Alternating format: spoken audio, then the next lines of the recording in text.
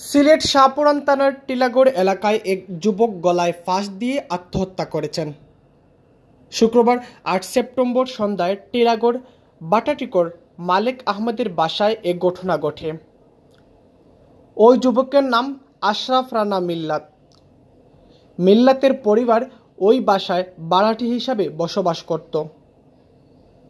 সে সুনামগঞ্জের ছাতক থানাধীন ফকিরটিলা এলাকার মৃত মোহাম্মদ দুদু মিয়ার ছেলে। সূত্রে জানা যায়, মিল্লাতের পরিবার বাকি সবাই বেড়াতে গিয়েছিল। সন্ধ্যার সময় এসে দীর্ঘক্ষণ দরজা ধাক্কাতে থাকলে না খোলায় তখন ভেন্টিলেটরের দিকে যায়।